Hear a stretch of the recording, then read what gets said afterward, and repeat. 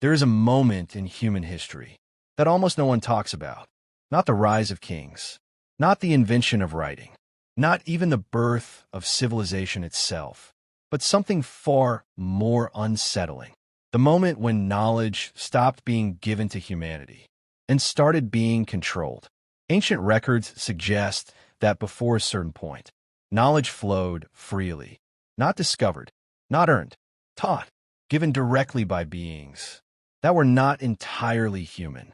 And then after a single event, they were gone, replaced by us, by human scholars, gatekeepers, managers of something they did not create. This is not speculation. This is written in the oldest texts we have, long before Greece, long before Rome. In the earliest Mesopotamian traditions, there exists a record of 7 beings. They were known as the Wise Ones, but that title barely explains what they were, because the texts are clear. They were not gods, but they were not human either. They existed somewhere in between. According to these records, they were sent by a god associated with water and hidden knowledge, from a place believed to exist beneath the earth, a deep freshwater realm connected to creation itself. From that place, these beings entered the human world, not to rule, not to conquer, but to teach. And what they taught is described with incredible detail. They gave humanity writing. They gave mathematics. They gave architecture. They gave laws. They gave agriculture. They gave the structure of ritual and society. Everything required to build a civilization, not slowly developed over time, given all at once, as if humanity received a complete blueprint. Among these beings, one stands out because, unlike the others, he is described in detail. A historical priest writing thousands of years ago recorded his existence using ancient temple archives that no longer survive today. He describes a being who came from the sea, a being with the body of a fish, but with a human head beneath it, a being with human feet, a human voice, and human intelligence. Every day, this being would emerge from the water. He would spend time among humans, teaching them, explaining knowledge, guiding them.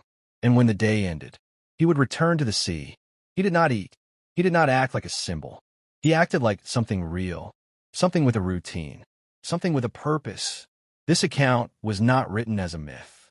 It was written as an explanation for why early civilization appeared so advanced so suddenly.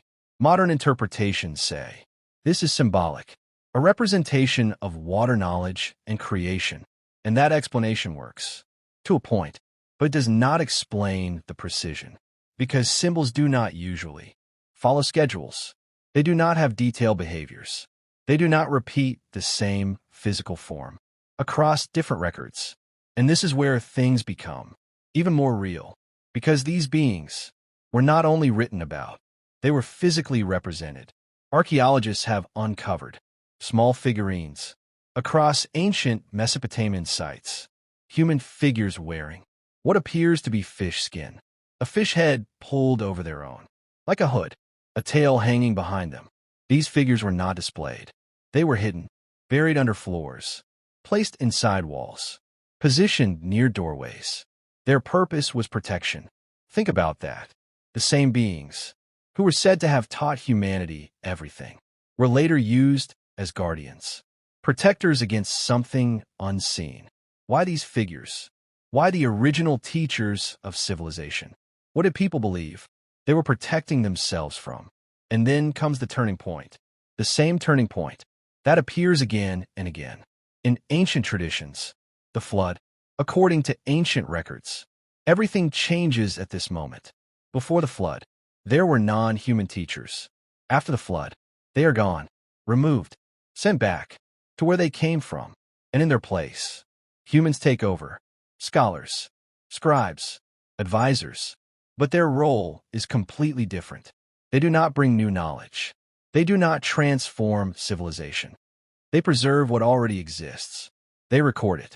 They manage it. They control access to it. Knowledge becomes something structured, something institutional, something tied to power. This is the shift. Clear, sudden, documented. The transition from open teaching to controlled knowledge, from teachers to gatekeepers. And this pattern does not exist in just one place.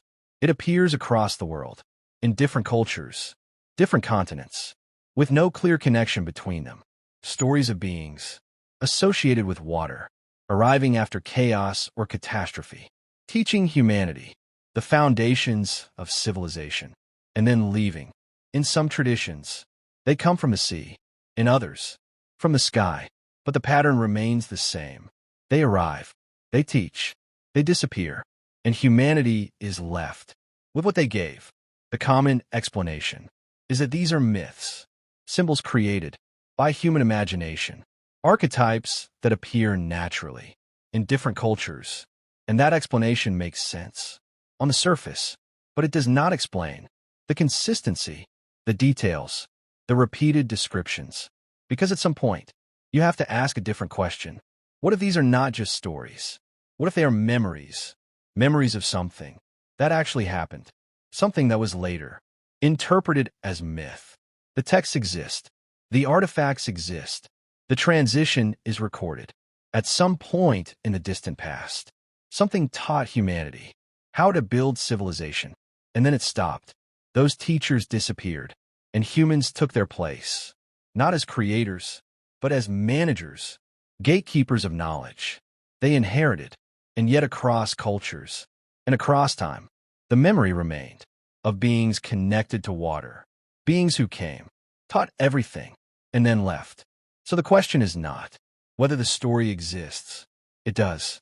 The question is what those stories are remembering, and why the people who told them believed that placing the images of those first teachers beneath their homes would keep them safe.